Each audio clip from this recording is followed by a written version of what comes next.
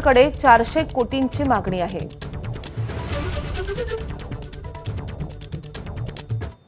वळ्यात पुढच्या महत्त्वाच्या बातमीकडे। मागील 4 वर्ष प्रशासक नसल्याने नाले सफाईची पाहणी एकनाथ शिंदे तर कधी आशिष शेलार करत होते।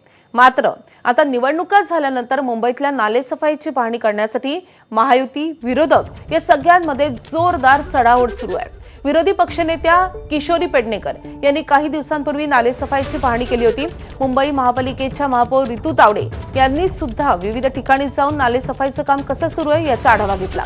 महापौर रितू तावडे यांनी आपल्या सहकारी पक्ष असलेल्या शिवसेनेच्या उपमहापौर संजय घाडी यांना सोबत घेतलं नाही किंवा निमंत्रणही दिलं नाही आणि त्यामुळे त्यांनी सुद्धा आपला नाले सफाईचा वेगळा दौरा केला।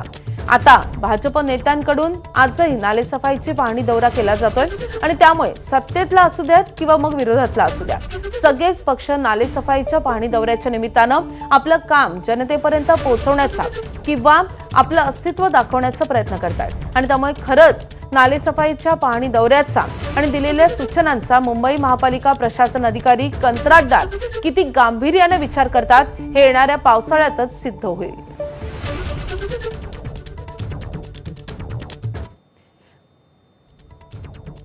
मुंबईच्या पायधुणीमध्ये एकाच कुटुंबातील 4घांचा मृत्यू झाला होता। या प्रकरणी आता धक्कादायक माहिती समोर येते। उंदीर मारण्याच्या औषधामुळे